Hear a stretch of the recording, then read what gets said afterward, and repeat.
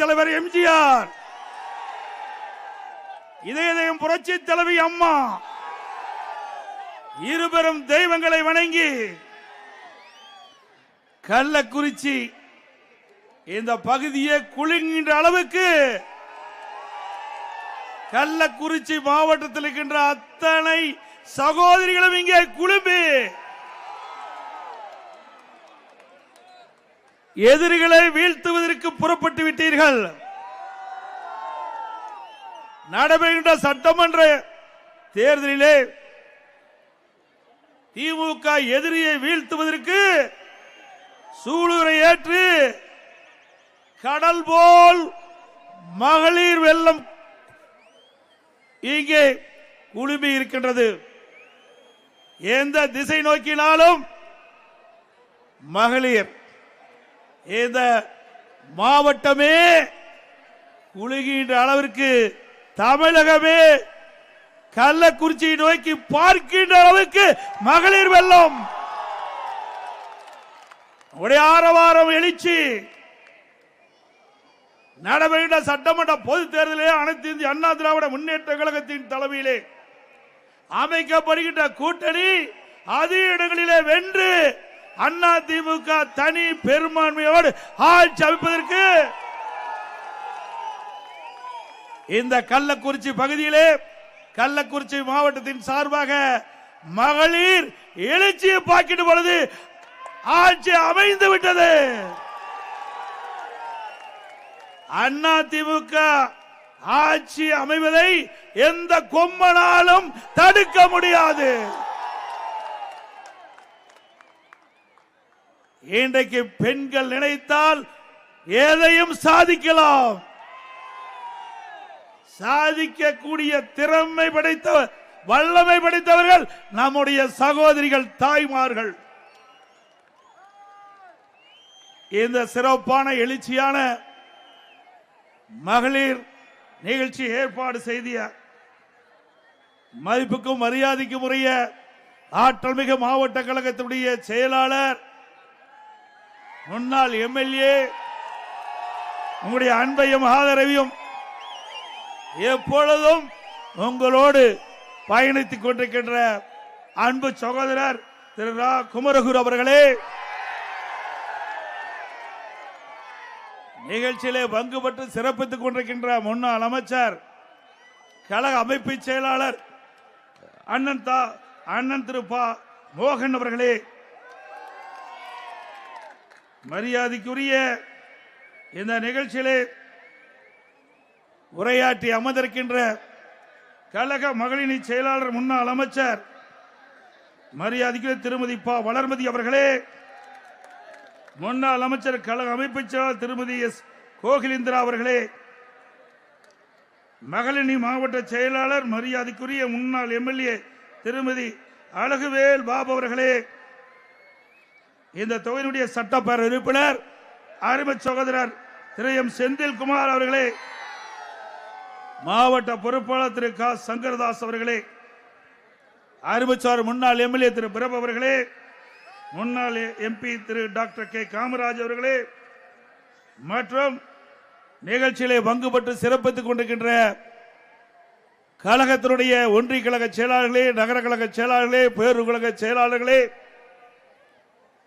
வரைந்து சிறப்பித்துக் கொண்டிருக்கின்ற மாவட்டத்திலே பல்வேறு அணியைச் சேர்ந்த நிர்வாகிகளே, முன்னாள் நாடாளுமன்ற சட்டமன்ற உறுப்பினர்களே, வரைந்து சிறப்பித்துக் கொண்டிருக்கின்ற மகளிரை சேர்ந்த மாநில நிர்வாகிகளே, மாவட்ட நிர்வாகிகளே, ஒன்றிய நகர பேரூர் பகுதியில் இருக்கின்ற மகளிரை சேர்ந்த நிர்வாகிகளே, இங்கே திரளாக குழுமிருக்கின்ற எனது அருமை சகோதரிகளே, தாய்மார்களே, கழக உடன்பிறப்புகளே, பத்திரிகையாளர் உடன்பர்களே, அத்தனை பேருக்கும் என்னுடைய முதற்க நன்றி கலந்த வணக்கம். இங்க ஒரு 4-5 நாளுக்கு முன்பு என்று கருதுகிறேன், எனக்கு முன்னாலே அக்கா வளர்மதி அவர்கள் குறிப்பிட்டார்கள், எங்கே இந்த நாட்டினுடைய முதலமைச்சர் திரு ஸ்டாலின் அவர்கள் கள்ளக்குறிச்சி மாவட்டத்திற்கு வருகிறது அவர் உரையாற்றுகின்ற பொழுது குறிப்பிட்டார், அனைத்து இந்திய அண்ணா திராவிட முன்னேற்ற கழக ஆட்சியிலே 5% தான் நிறைவேற்றப்பட்டது என்று ஒரு பொய்யான செய்தியை வெளிப்படுத்தி சென்றிருக்கின்றார். சிந்தித்து பாருங்கள். இந்த கள்ளக்குறிச்சி மாவட்டத்தை தோற்றுவித்தது அதிமுக ஆட்சி. இந்த கள்ளக்குறிச்சி மாவட்டத்திலே மாவட்ட மக்களுடைய கோரிக்கை ஏற்று குமரகுரு அவர்களுடைய கோரிக்கை ஏற்று இந்த பகுதியில் நாடாளுமன்ற சட்டமன்ற உறுப்பினர்கள் கோரிக்கை ஏற்று கழக நிர்வாகிகள் கோரிக்கை ஏற்று பொதுமக்களுடைய கோரிக்கை ஏற்று இந்த மாவட்ட மக்களுக்கு உரிய சிகிச்சை அளிக்க வேண்டும் என்ற அடிப்படையிலே பிரம்மாண்டமான மருத்துவக் கல்லூரி மருத்துவமனை கொண்டு வந்தது அதிமுக ஆட்சி. திரு ஸ்டாலின் அவர்கள் திறந்து வைத்ததே அதிமுக ஆட்சியில் அடிக்கல் நாட்டப்பட்ட மாவட்ட ஆட்சியாளர் அலுவலகம். திரு ஸ்டாலின் கொண்டு வந்த மாவட்ட ஆட்சியாளர் அல்ல, அதிமுக ஆட்சியிலே அடிக்கல் நாட்டப்பட்ட அந்த திட்டத்தை தான் திமுக ஆட்சியிலே முடிவிட்டு திறந்து வைத்திருக்கின்றார். நாம் பெற்ற பிள்ளைக்கு ஸ்டாலின் பெயர் வைத்திருக்கின்றார். அவ்வளவுதான் அவருடைய சாதனை. ஸ்டாலின் அவர்களே, சேலஞ்சு பண்றீங்க. எதிலே சேலஞ்சு பண்றீங்க? அனைத்து இந்திய அண்ணா திராவிட முன்னேற்ற கழக ஆட்சியிலே நடைபெற்ற பணிகள் குறித்து சேலஞ்சு பண்ணுகிறீர்களா? அனைத்து இந்திய அண்ணா திராவிட முன்னேற்ற கழகத்தினுடைய நிர்வாகத்திலே சேலஞ்சு பண்றீர்களா? இன்றைக்கு அனைத்து இந்திய அண்ணா திராவிட முன்னேற்ற கழகம் 2011 2021 வரைக்கும் ஏராளமான திட்டங்களை கொண்டு வந்து நிறைவேற்றப்பட்டது. பொன்மனச்சம்பல் புரட்சி தலைவர் எம்ஜிஆர் அவர்கள் ஆட்சியில் இருக்கின்ற பொழுதும் நிறைய திட்டங்களை கொண்டு வந்து நிறைவேற்றினார். புரட்சி தலைவர் எம்ஜிஆர் வரவேற்க பிறகு மாண்புமிகு புரட்சி தலைவி அம்மா அவர்கள் எவ்வளவு சோதனைக்கு இடையிலே ஆட்சி பொறுப்பேற்று திறமையான நிர்வாகத்தின் காரணமாக பல்வேறு திட்டங்களை கொண்டு வந்து கிராமத்திலிருந்து நகரம் வரை ஏற்றம் பெறுவதற்கு அடிக்கல் விட்டவர்கள் நம்முடைய இருவரும் தலைவர்கள். உடைய ஆட்சியிலே மக்கள் என்ன நன்மை பெற்றார்கள்? இந்த மாவட்டத்திலே அனைத்து இந்திய அண்ணா திராவிட முன்னேற்ற கழகத்திலே கூட்டு குடி திட்டத்தை நாங்கள் கொண்டு வர முயற்சித்தோம், அடிக்கல் நாட்டினோம். அதையும் ரத்து செய்துதான் இந்த ஆட்சியுடைய சாதனை. குடிப்பதற்கு குடிக்கின்ற தண்ணீரை கூட தடுத்து நிறுத்திய அரசாங்கம் தேவையா? இன்றைக்கு சுதந்திரம் அடைந்து எத்தனை ஆண்டுகாலம் ஆகிறது? நாம் சுதந்திர ஜனநாயக நாட்டிலே வாழ்ந்தாலும் மக்களுக்கு தேவையான அடிப்படை வசதிகள் முழுமையாக கிடைக்காத ஒரு சூழ்நிலையிலே மக்களுடைய கோரிக்கையை ஏற்று கிராமத்திலிருந்து நகரம் வரை தங்குதடையில்லாமல் பாதுகாக்கப்பட்ட குடிநீர் வழங்குவதற்கு அதிமுக ஆட்சியிலே எடுக்கப்பட்ட நடவடிக்கைக்கு முட்டுக்கட்டையாக இருந்தது திராவிட முன்னேற்ற கழக அரசாங்கம். அதிமுக அரசாங்கம் இருக்கின்ற பொழுது 73 கூட்டு குடி திட்டத்திற்கு நாங்கள் நிறைவேற்றி கொடுத்தோம். இன்றைக்கு தாய்மார்கள் தண்ணீருக்கு அலைய வேண்டிய நிலை இல்லாத ஒரு சூழ்நிலை நாங்கள் ஏற்படுத்தி கொடுத்தோம். இன்றைக்கு உணவு இல்லாமல் கூட வாழ்ந்து விடலாம், தண்ணீர் இல்லாமல் வாழ முடியாது. இதெல்லாம் மாண்புமிகு புரட்சி தலைவர் எம்ஜிஆர் காலத்திலும் சரி, அம்மா காலத்திலும் சரி, இருவரும் தலையிலே வழியிலே வந்த அம்மாவுடைய அரசாங்கம் நம்முடைய தாய்மார்களுக்கு எவ்வித பிரச்சனையும் இருக்கக்கூடாது.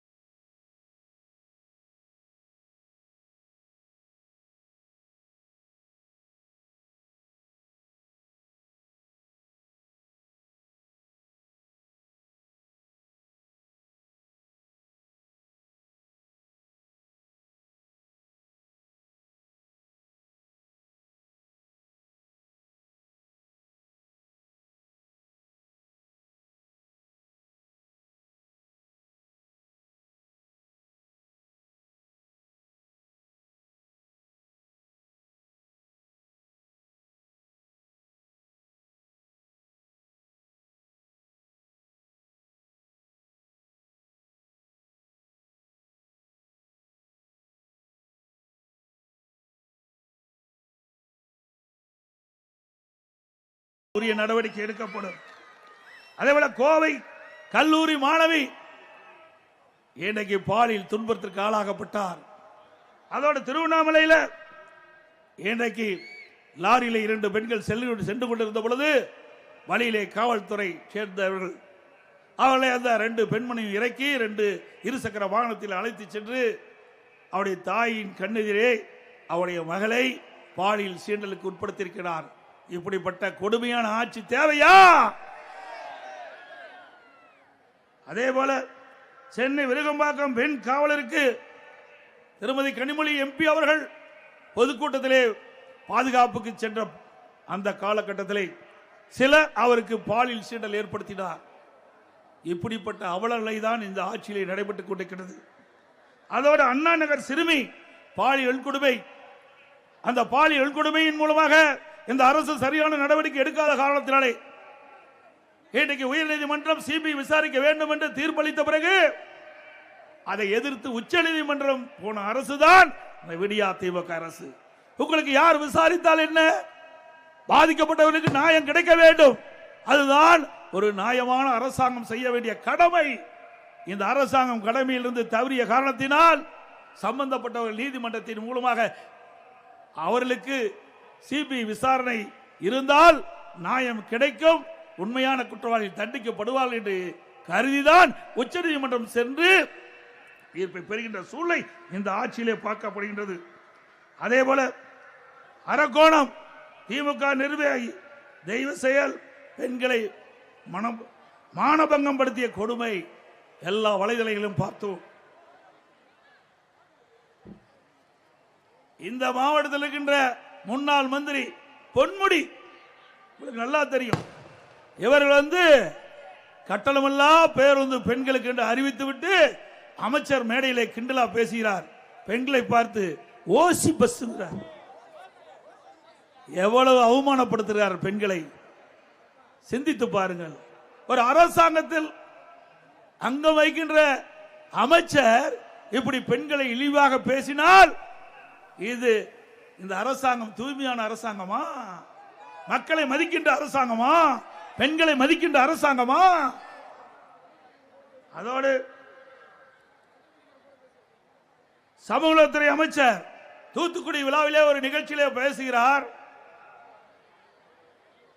திராவிட முன்னேற்ற கழகம் ஆட்சி அமைந்த பிறகு 6999 போக்சோ வழக்குகள் பதிவு செய்யப்பட்டதாக, அந்த பாதிக்கப்பட்டவர்களுக்கு 104 கோடி ரூபாய் நிவாரணம் வழங்கப்பட்டதாக பெருமையாக பேசுகிறார்.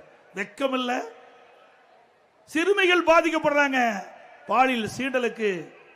கிட்டத்தட்ட 6999 சிறுமிகள் பாதிக்கப்பட்டு சொன்னால் உங்களுடைய ஆட்சி எந்த லட்சணத்திலே நடந்து கொண்டிருக்கிறது எண்ணி பார்க்க வேண்டும். சட்ட ஒழுங்கு எவ்வளவு மோசமாக தமிழகத்திலே நிலவுகிறது என்பதை நாம் எண்ணி பார்க்க வேண்டும். இப்படிப்பட்ட பெண்களுக்கு எதிராக இருக்கின்ற அரசு தேவையா? இன்றைக்கு திராவிட முன்னேற்ற கழக ஆட்சியிலே இன்றைக்கு குழந்தைக்கு எதிரான குற்றங்கள் 50% அதிகரித்து விட்டது. ஆதி திராவிட மற்றும் பழங்குடியினர் பெண்களுக்கு எதிரான குற்றங்கள் கடந்த ஆண்டை விட 2022-23 ஆண்டை விட 2023-24 ஆண்டு 2 மடங்கு உயர்ந்துள்ளது.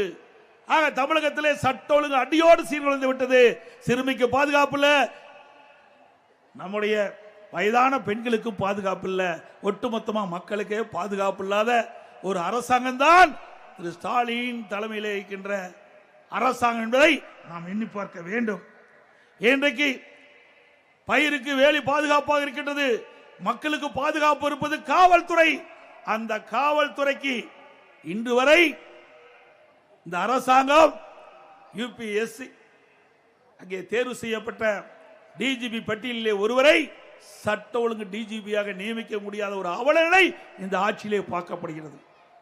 சட்ட ஒழுங்கு டிஜிபி இருந்தால்தான் இந்த மாறி கொடுமைகள் நிகழாமல் இருப்பதற்கு அவள் நடவடிக்கை எடுப்பார்கள். நிரந்தர டிஜிபி இல்லாத காரணத்தினாலே தலையில்லாத முண்டமாக இன்றைக்கு தமிழகம் காட்சி அளித்துக் கொண்டிருக்கின்றது. இன்றைக்கு இப்படிப்பட்ட ஒரு மோசமான ஆட்சி தொடர வேண்டுமா? அது மட்டுமல்ல, நம்முடைய சகோதரிகள் தாய்மார்கள் சாலையிலே அவர்கள் நகை அணிந்து நடந்து சென்றால் பின்னாலேயே இருசக்கர வாகனத்தில் வருகின்றவள் அந்த செயினை பறித்து கொண்டு செல்கின்ற காட்சி தொலைக்காட்சியிலே பார்க்கின்றோம். இன்னைக்கு அந்த அளவுக்கு ஒரு மோசமான சூழ்நிலை தமிழகத்தில் நிலவிக் கொண்டிருக்கின்றது. தனியாக வசிக்கின்ற நம்முடைய முதியோர்களுக்கு பாதுகாப்பு இல்லை. திட்டமிட்டு அவளை படுகொலை செய்து அவள் வைத்திருக்கிற நகை பணத்தை கொள்ளையடிக்கின்ற நிகழ்வு இந்த ஆட்சியிலே தான் பார்க்கப்படுகிறது. காவல்துறை பெண் உயர் அதிகாரி அலுவலகத்தில் தீயிட்டு கொளுத்துகிறார்கள். எவ்வளவு வேதனை! ஒரு ஏடிஜிபி அலுவலகத்திலே இப்படிப்பட்ட நிகழ்வு ஏற்படுகிறது.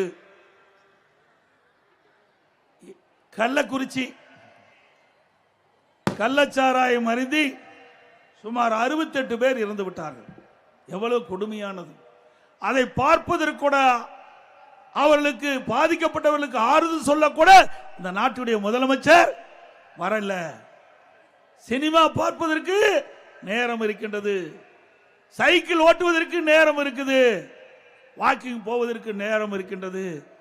மக்களால் தேர்ந்தெடுக்கப்பட்ட முதலமைச்சர் மக்கள் பாதிக்கப்படுகின்ற பொழுது அந்த மக்களுக்கு ஆறுதல் சொல்ல முடியாத ஒரு முதலமைச்சர் தொடர வேண்டுமா? இந்த கள்ளக்குறிச்சி கள்ளச்சாராய மரணம் 3 பேர் முதலிலே இறக்கின்றார்கள். மாலையிலே மாவட்ட ஆட்சித்தலைவர், இந்த மாவட்டத்தினுடைய கண்காணிப்பாளர், இந்த மாவட்டத்தில் இருக்கின்ற ஒரு சட்டமன்ற உறுப்பினர் 3 பேரும் இணைந்து அந்த மாவட்ட ஆட்சியர் அந்த நிகழ்ச்சியிலே பத்திரிகையாளருக்கு தொலைக்காட்சிக்கு பேட்டி கொடுக்கிறார். அப்பொழுது மாவட்ட ஆட்சித்தலைவர் சொல்கிறார், பல்வேறு காரணங்களினால் இந்த 3 பேர் இறந்து விட்டார்கள் என்று சொல்லுகிறார். ஆனால் அவர்கள் 3 பேரும் கள்ளச்சாராயம் அருந்திதான் இறந்து விட்டார்கள். அந்த உண்மையை சொல்லி இருந்தால் இந்த நிகழ்வு ஏற்பட்டிருக்காது. அடுத்த நாள் அவருடைய 3 பேர் துக்கத்திற்கு அவருடைய உற்றார் உறவினர்கள் நண்பர்கள் வந்து அதே கள்ளச்சாராயத்தை அருந்திய காரணத்தினால் கிட்டத்தட்ட 65 பேர் இறந்து விட்டார்கள். இதற்கு காரணம் இந்த மாவட்ட ஆட்சியாளர்களும் மாவட்ட காவல்துறை கண்காணிப்பாளர், இந்த மாவட்டத்தை சேர்ந்த ஒரு சட்டமன்ற உறுப்பினர்.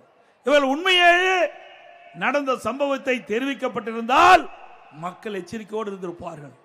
ஆனால் இந்த ஆட்சிக்கு கெட்ட பெயர் வரக்கூடாது என்று மாவட்ட ஆட்சிகள் தவறான செய்தியை ஊடகத்தின் வாயிலாக பத்திரிகையின் வாயிலாக தெரிவித்ததின் விளைவு இன்றைக்கு 68 பேர் நாம் இழந்து நிற்கின்றோம்.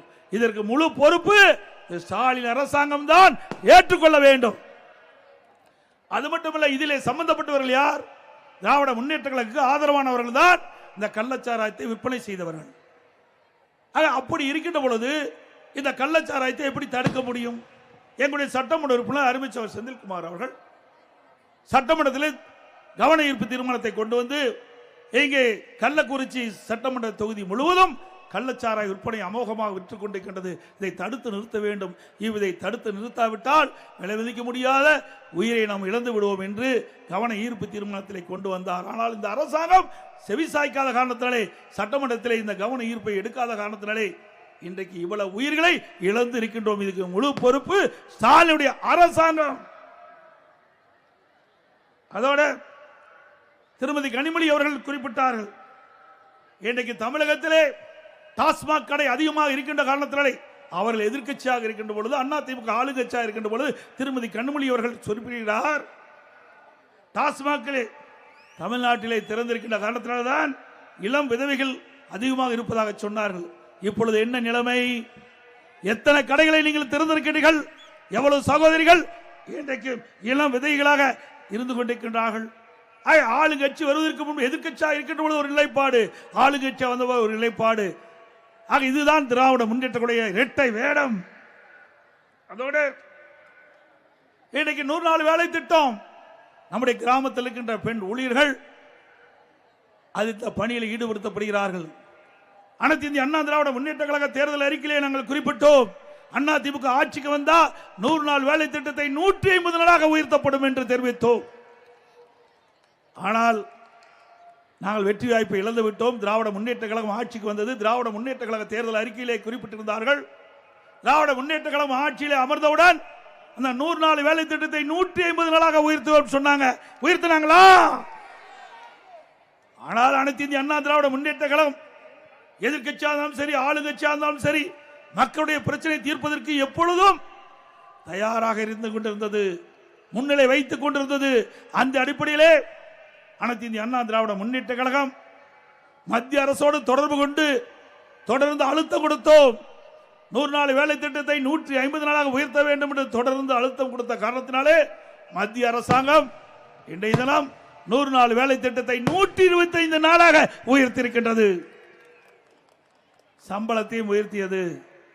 அது பொறுத்துக் கொள்ள முடியாத திரு ஸ்டாலின் அரசாங்கம், திமுக கூட்டணி அங்கமைக்கின்ற கட்சிகள் திட்டமிட்டு தாங்கள் கொடுக்கப்பட்ட வாக்குறுதியை நிறைவேற்ற முடியவில்லை. இருந்தாலும் அனைத்து இந்திய அண்ணா திராவிட முன்னேற்ற கழகம் மத்தியிலே தொடர்ந்து அழுத்தம் கொடுத்த காரணத்தினாலே மத்திய அரசாங்கம் இசைவளித்திருக்கின்றது. முதற்கட்டமாக 125 நாட்கள் வேலை கொடுப்பதாக அறிவித்திருக்கின்றார்கள். அதனால ஒரு திட்டத்தை வகுத்தார்கள். இந்த திட்டம் ரத்து செய்யப்படும் என்ற ஒரு தவறான அவதூறான பொய் பிரச்சாரத்தை அங்காங்கே ஆர்ப்பாட்டத்தின் மூலமாக கூட்டத்தின் வாயிலாக தெரிவித்தார்கள். இப்பொழுது இந்த கூட்டத்தின் வாயிலாக நாங்கள் தெரிவிக்கின்றோம், 100 நாள் வேலை திட்டம் 125 நாட்களாக உயர்த்தப்பட்டு விட்டது. இது உறுதியான நிலைப்பாடு. எந்த காலகட்டத்திலும் இந்த 125 நாள் வேலை திட்டம் ரத்தாகாது. அதுவும் 15 நாள்ல வேலை செய்து 15வது நாள் அவர்களுக்கு அந்த ஊதியத்தை வழங்க வேண்டும் என்று மத்திய அரசு இன்றைக்கு உத்தரவு வழங்கி இருக்கின்றது. மீண்டும் அனைத்து இந்திய அண்ணா திராவிட முன்னேற்ற கழக ஆட்சி நடைபெறுகின்ற சட்டமன்ற தேர்தலில் வெற்றி பெற்று ஆட்சி அமைந்தவுடன் 125 நாளை 150 நாளாக உயர்த்தப்படும்.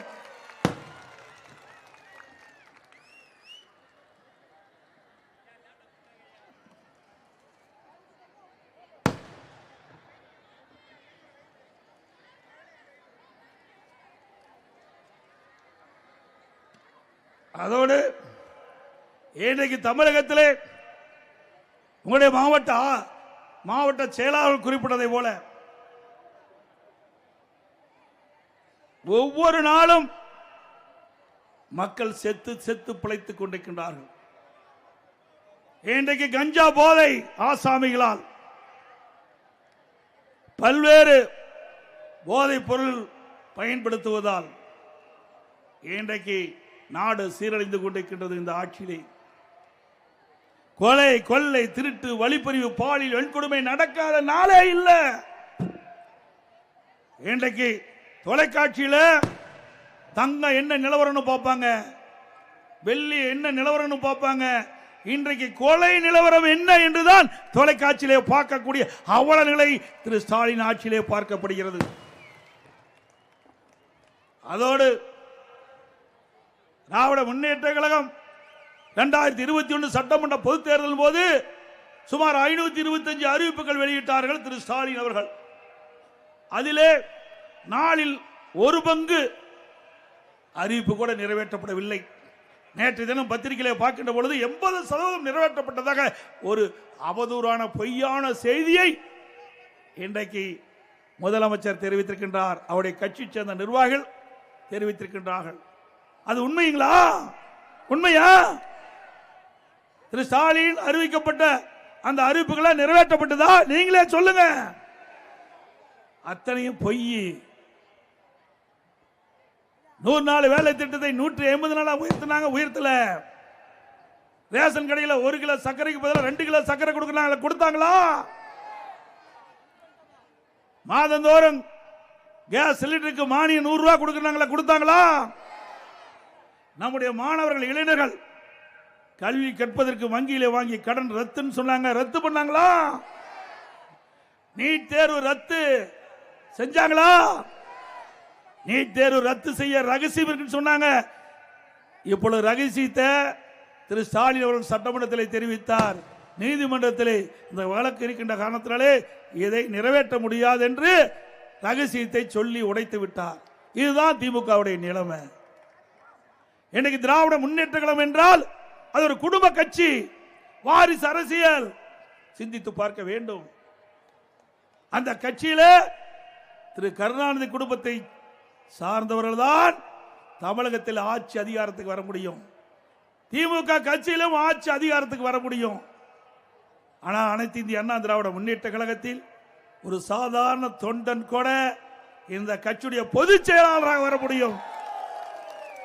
ஒரு சாதாரண தொண்டன் கூட சட்டமன்ற உறுப்பினர் ஆகலாம், நாடாளுமன்ற உறுப்பினர் ஆகலாம், அமைச்சர் ஆகலாம், ஏன் முதலமைச்சரே ஆகலாம். ஒரு ஜனநாயகம் உள்ள ஒரே இயக்கம் அனைத்து இந்திய அண்ணா திராவிட முன்னேற்ற கழகம். திமுக போல குடும்ப கட்சி அல்ல. இந்த கட்சியிலே சுதந்திரம் இருக்கின்றது. யாரெல்லாம் உழைக்கின்றார்களோ, யாரெல்லாம் கட்சிக்கு தலைமைக்கு விசுவாசமாக இருக்கின்றார்களோ, மக்களுக்கு உழைக்கின்றார்களோ, அவர்களுக்கெல்லாம் அவருடைய வீட்டு கதவை தட்டி தானாக பதவி கொடுக்கின்ற கட்சி அண்ணா திமுக கட்சி. திமுகவை எடுத்துக்கங்க. திரு பொன்முடி இருந்தா அவருடைய மகன் தான் வருவாரு. திரு நேரு இருந்தா அவருடைய மகன் தான் வருவாரு. இன்றைக்கு திண்டுக்கல் இருக்கின்ற பெரியசாமி அவர் இருந்தா அவருடைய மகன் தான் வருவாரு. இப்படி அவருடைய வாரிசுகள் தான் இன்றைக்கு அரசியலிலே வரவும் முடியும், அரசியல் சார்ந்த பதவிக்கு வரவும் முடியும். அண்ணா திமுக அப்படி இல்லை. உங்க கள்ளக்குறிச்சி எம்எல்ஏ யார்? உதாரணத்துக்கு கள்ளக்குறிச்சி எம்எல்ஏ அவர் எங்கே இருக்கிறார் சொல்லு பார்க்கலாம். சாதாரண குடும்பத்தை சேர்ந்தவர். அப்படிப்பட்ட குடும்பத்தில் இருக்கின்றவருக்கு கூட பதவிக்கு கிடைக்கக்கூடிய ஒரே கட்சி அண்ணா திமுக கட்சி. ஏழை பணக்காரர் என்று வித்தியாசம் பார்ப்பதில்லை. யார் உழைக்கின்றார்கள், யார் மக்களுக்கு சேவை செய்கின்றார்கள், யார் இயக்கத்திற்கு விசுவாசமாக இருக்கின்றார்கள், அதைத்தான் முன்னிறுத்தி அண்ணா திமுக அவளுக்கு வாய்ப்பை கொடுக்கின்றது. இது அண்ணா திமுக கட்சி. திமுக கட்சி அப்படி அல்ல. இன்றைக்கு அதோட விலைவாசி உயர்வு விண்ணை முட்டுகின்ற அளவுக்கு உயர்ந்து விட்டது. இன்றைக்கு அரிசி விலை உயர்வு, பருப்பு விலை உயர்வு, எண்ணெய் விலை உயர்வு, மக்கள் தாக்கு பிடிக்க முடியாத நிலையில இன்றைக்கு இருந்து கொண்டிருக்கின்ற நிலையை நாம் பார்க்கின்றோம். அதோட கட்டுமான பொருட்கள் விலை உயர்ந்து விட்டது. ஜல்லி விலை உயர்வு, எம்சேண்ட் விலை உயர்வு, செங்கல் விலை உயர்வு, கம்பி விலை உயர்வு, சிமெண்ட் விலை உயர்வு, மரம் கேட்க வேண்டிய பல மடங்கு உயர்வு. இனி இந்த ஆட்சியில வீடே கட்ட முடியாது. வீடு கட்டணும் கனவுல வீடு கட்டிக்கலாம், நிஜத்துல வீடே கட்ட முடியாது. அனைத்து இந்திய அண்ணா திராவிட முன்னேற்ற கழகம் ஆட்சி அமைந்தவுடனே பட்டியலின மக்களுக்கு அற்புதமான கான்கிரீட் வீடு கட்டி கொடுக்கப்படும். பட்டியலின மக்கள் அவருடைய குடும்பத்தில் வயது வந்தவர்கள் திருமணமாகி தனி குடித்தனம் போகின்றவர்களுக்கு வீடு இல்லாமல் இருப்பதாக எங்களுடைய கவனத்திற்கு வந்திருக்கின்றது. அப்படி திருமணமாகி தனி குடித்தனம் போகின்றவர்களுக்கு அரசாங்கமே சொந்தமாக நிலம் வாங்கி அற்புதமான கான்கிரீட் வீடு பட்டியலின மக்களுக்கு கட்டி கொடுக்கப்படும். ஏழை மக்களுக்கு பசு வீடுகள் கட்டி கொடுக்கப்படும் பல லட்சம் ரூபாய் மதிப்பிலே. அதுபோல நிறுத்தப்பட்ட திட்டம் தாலிக்கு தங்க திட்டம் அதிமுக ஆட்சி தொடரும். திருமண உதவி திட்டம் 25,000 50,000 வழங்கப்படும். அந்த திட்டத்திலே இடம்பெறுகின்ற மணப்பெண்ணுக்கு பட்டு சேலை வழங்கப்படும், மணமகனுக்கு பட்டு வேஷ்டி வழங்கப்படும். ஒவ்வொரு தீபாவளி என்றும் நம்முடைய சகோதரிகள் தாய்மார்கள் மகிழ்ச்சியோடு தீபாவளி பண்டிகை கொண்டாடுகின்ற விதமாக பட்டு சேலை வழங்கப்படும். அதோட அனைத்து இந்திய அண்ணா திராவிட முன்னேற்ற கழகம் ஆட்சியிலே பெண்களுக்கு முன்னுரிமை வழங்கப்படும். கிராமத்திலிருந்து நகரம் வரை இருக்கின்ற பெண்களுக்கு சுயமாக தொழில் தொடங்கக்கூடிய சூழலை உருவாக்கி தரப்படும். எல்லா மாவட்டங்களிலும் பெண்களுக்கு வேலைவாய்ப்பை உருவாக்கின்ற விதமாக தொழிற்சாலைகள் அமைத்துக் கொடுக்கப்படும். மாணவ சமுதாயம் வளர வேண்டும், இளைஞர்களுக்கு வேலைவாய்ப்பு கிடைக்க வேண்டும் என்ற அடிப்படையிலே தொழில் சிறக்க தொழிற்சாலைகள் அதிகமாக திறக்கப்படும். அதனால் படித்த இளைஞர்களுக்கு வேலைவாய்ப்பு கிடைக்கும். இதெல்லாம் அனைத்து இந்திய அண்ணா திராவிட முன்னேற்ற கழகம் ஆட்சி வளர்ந்தவுடன் இவ்வளவு திட்டங்களையும் நாங்கள் நிறைவேற்றி கொடுப்போம் என்பதை நேரத்தில் தெரிவிக்க விரும்புகின்றேன். அதே போல திராவிட முன்னேற்ற கழகம் எதிர்க்கட்சியாக இருக்கின்ற பொழுது நாங்கள் பொங்கல் பரிசு கொடுத்தோம். அப்பொழுது 2,500 ரூபாய் கொடுத்தோம். அப்ப திரு ஸ்டாலின் அவர்கள் எதிர்க்கட்சி தலைவராக இருந்தார். அப்பொழுது என்ன குறிப்பிட்டார்? எனக்கு 5,000 ரூபாய் கொடுக்க சொன்னார். அப்பொழுது அண்ணா திமுக ஆட்சி இருக்கின்ற பொழுது ஒவ்வொரு குடும்ப அட்டைக்கும் பொங்கல் பரிசாக 2,500 ரூபாய் கொடுக்கின்ற பொழுது திரு ஸ்டாலின் அவர்கள் 5,000 ரூபாய் கொடுக்க வேண்டும் என்று சொன்னார். நான் 15 நாளுக்கு முன்பாகவே கூட்டத்தின் வாயிலாக இந்த முதலமைச்சர் கவனத்திற்கு கொண்டு சென்றேன். நீங்கள் எதிர்க்கட்சியாக இருக்கின்ற பொழுது கோரிக்கை வைத்தீர்கள் 5,000 கொடுக்க வேண்டும் என்று. இப்பொழுது முதலமைச்சராக இருக்கின்றீர்கள், நீங்க வைத்த கோரிக்கையின் அடிப்படை எல்லா குடும்ப அட்டைக்கும் 5,000 ரூபாய் கொடுக்க வேண்டும் என்று தெரிவித்தோம். ஆனா 3,000 தான் கொடுத்திருக்கிறார். 3 வருஷமா எதுவுமே கொடுக்கல, இப்பொழுதுதான் கொடுத்திருக்கிறார். ஆக அது மட்டும் இல்ல, லேப்டாப் நம்முடைய அரசு பள்ளியை படிக்கின்ற மாணவர்களுக்கு மாண்புமிகு புரட்சித் தலைவி அம்மா அவர்கள் விஞ்ஞான கல்வி கிடைக்க வேண்டும், அறிவுபூர்வமான கல்வி நம்முடைய மாணவர் சமுதாயம் கிடைக்க வேண்டும். பெரும்பாலும் அரசு பள்ளியை படிக்கின்ற மாணவர்கள் ஏழை குடும்பத்தைச் சேர்ந்தவர்கள், நடுத்தர குடும்பத்தைச் சேர்ந்தவர்கள்.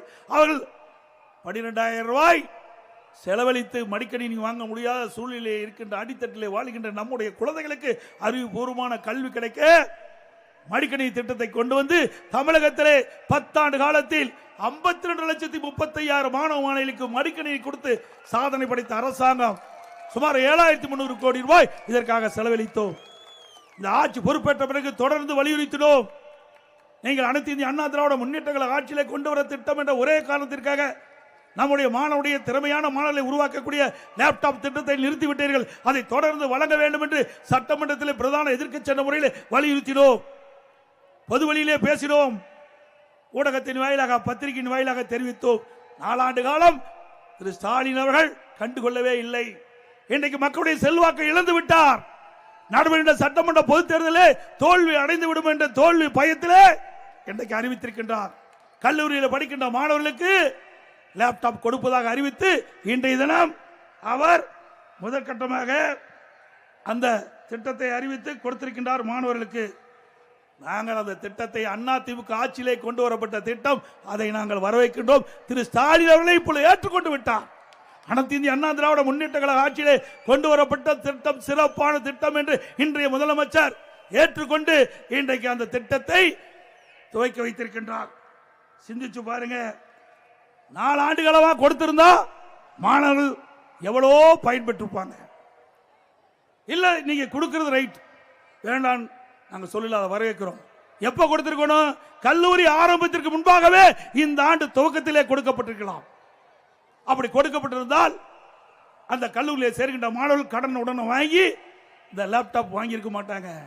அவர்கள் வாங்கி பயன்படுத்தி கொண்டிருக்கிறாங்க. இறுதி ஆண்டு முடிச்சு வெளியிலே போறாங்க, அவர்களுக்கு கொடுக்குறீங்க. இதனால என்ன பயன்? சிந்திச்சு பாருங்க. ஒரு திட்டத்தை கொடுக்கின்ற பொழுது மாணவர்களுக்கு நலன் பயக்கின்ற திட்டமாக இருக்க வேண்டும். இன்றைக்கு ஆரம்பத்திலே 2025 ஆண்டு கல்லூரி திறப்பதற்கு முன்பாகவே இந்த திட்டத்தை கொண்டு வந்து கொடுக்கப்பட்டிருந்தால் மாணவனுடைய சுமை குறைந்திருக்கும். பொம்மை முதலமைச்சர், திறமையற்ற முதலமைச்சர் நாட்டை ஆளுகின்ற காரணத்தில்தான் இப்படிப்பட்ட அவலங்களை இன்றைக்கு தமிழகத்தில் இருந்து கொண்டிருக்கின்றதை நேரத்தில் சுட்டிக்காட்டி, அனைத்து இந்திய அண்ணா திராவிட முன்னேற்ற கழகத்தை பொறுத்த வரைக்கும் சிந்திச்சு பாருங்க. நம்முடைய தாய்மாருடைய கஷ்டத்தை உணர்ந்து இதை புரட்சி தலைவி அம்மா அவர்கள் 2011 சட்டமன்ற தேர்தலில் கொடுக்கப்பட்டாங்க வாக்குறுதி. எல்லா குடும்ப அட்டைதாருக்கும் விலையெல்லாம் மிக்சி, கிரைண்டர், மின்விசிறி வழங்கப்படும் என்ற திட்டத்தை கொடுத்து அறிவிக்கப்பட்டு கொடுத்த அரசாங்கம் அதிமுக அரசாங்கம். இன்றைக்கு பணக்காரர் வீட்டில் என்னென்ன பொருள் இருக்கிறதோ அதே பொருள் ஏழை குடும்பத்தில் இருக்கின்ற பெண்களுக்கும் கிடைக்க வேண்டும், குடும்பத்தை சார்ந்தவர்களுக்கு கிடைக்க வேண்டும். அவருடைய பெண்ணுடைய சுமையை குறைக்க வேண்டுவதற்காக எல்லா குடும்பத்தையும் விலையெல்லாம் மிக்சி, கிரைண்டர், மின்விசிறி கொடுத்த ஒரே அரசாங்கம் அதிமுக அரசாங்கம்.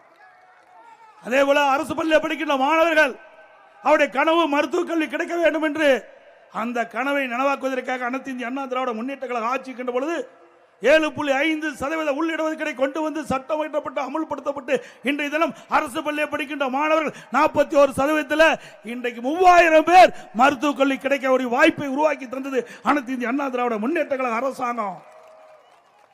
அதே போல ஒரே ஆண்டில் 11 மருத்துவக் கல்லூரி, 10 ஆண்டுல 2011 வரைக்கும் 17 அரசு மருத்துவக் கல்லூரி மருத்துவமனை கொண்டாந்து வரலாற்று சாதனை படைத்த அரசாங்கம் அதிமுக அரசாங்கம்.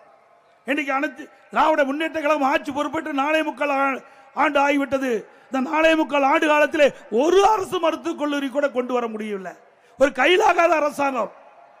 அதுபோல தமிழகத்திலே நிர்வாகம் சிறப்பாக இருக்க என்பதற்காக 6 மாவட்டத்தை புதிதாக தோற்றுவித்தோம்.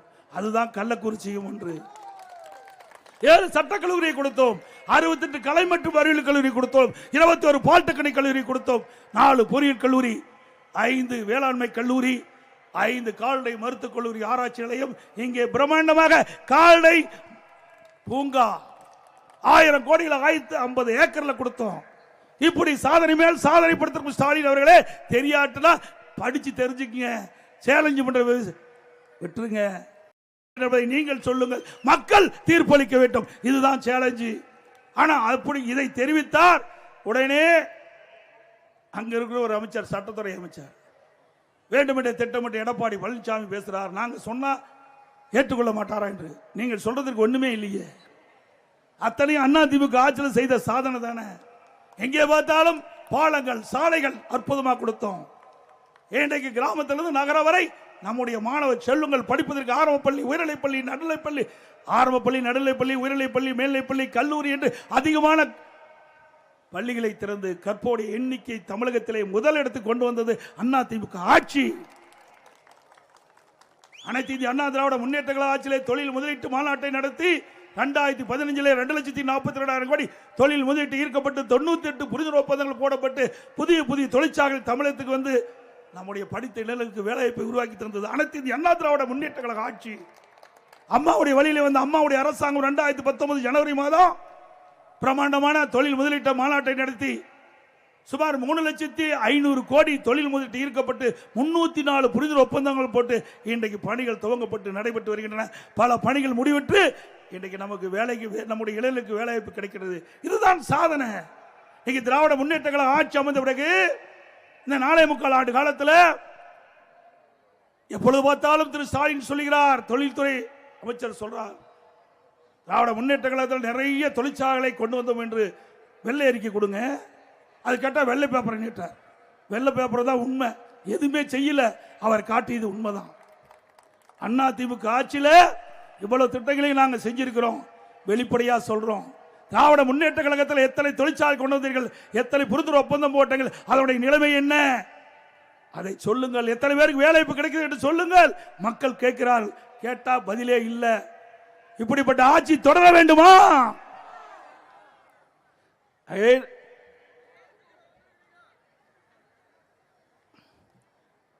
வருகின்ற சட்டமன்ற பொதுத் தேர்தலில் நம்முடைய கூட்டணி கட்சியின் சார்பாக போட்டியிடுகின்ற கழக வேட்பாளர் அவர்களுக்கு இரட்டை சின்னத்திலே வாக்களித்து வெற்றி பெற செய்யுங்கள். மீண்டும் அதிமுக ஆட்சி மலர்ந்து எண்ணற்ற திட்டங்களை நாட்டு மக்களுக்கு வழங்க வேண்டும். குறிப்பா நம்முடைய பெண்களுக்கு நிறைய திட்டங்களை கொடுப்பதற்கு ஒரு வாய்ப்பை தாருங்கள் தாருங்கள் என்று அன்போடு நேரத்தில் கேட்டு, அதோட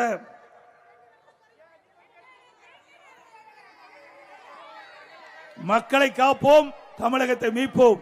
மக்களை, தமிழகத்தை, மக்களை, தமிழகத்தை, மக்களை, தமிழகத்தை. ஸ்டாலின் மாடல் அரசு ஃபெயிலியர் மாடல் அரசு. Bye bye Stalin. கூட்டம் முடிந்த பிறகு எல்லோரும் வாகனத்தில் பத்திரமாக வீடு போய் சேர வேண்டும் என்று அன்போடு கேட்டு, மிக சிறப்பாக எழுச்சியாக இந்த மகளிர் மாவட்ட நிகழ்ச்சி ஏற்பாடு செய்த மாவட்ட செயலாளர்களுக்கு மீண்டும் ஒரு முறை அவருக்கு வாழ்த்துக்களை தெரிவித்து, அவருக்கு உறுதுணையாக இருந்த ஒன்றிய செயலாளர், நகரச்சார், பேரோச்சா கழக நிர்வாகிகளுக்கும், மாவட்ட மகளிரை சேர்ந்த சகோதரிக்கும், அந்த மாவட்டத்தில் இருக்கின்ற அனைத்து மகளிரை சேர்ந்த நிர்வாகிகளுக்கும், இந்த நிகழ்ச்சியிலே பங்கு பெற்ற மகளிரை சேர்ந்த சகோதரிகளுக்கும் தாய்மார்களுக்கும் நன்றி தெரிவித்து விடைபெறுகின்றேன். நன்றி, வணக்கம்.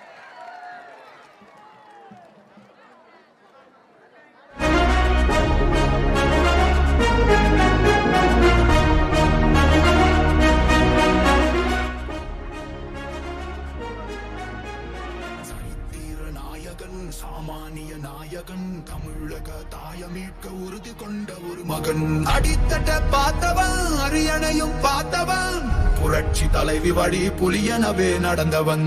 ஏழ வாழ வாழ வைக்க சீறி வந்த திருமகன், ஏறு கலப்ப புடிச்சு மேல ஏறி வந்த தலைமகன்.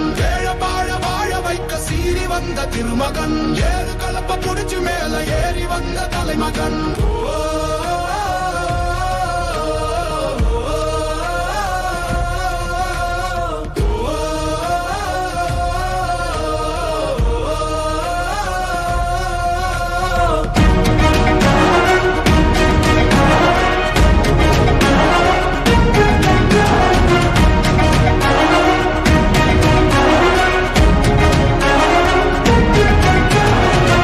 தமிழர் எழுச்சி பயணம் புயலா உருவாச்சே.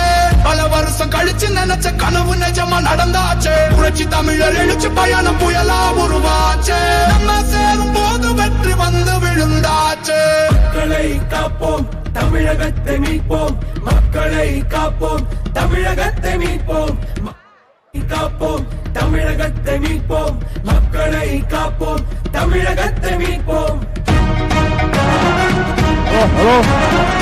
நன்றி.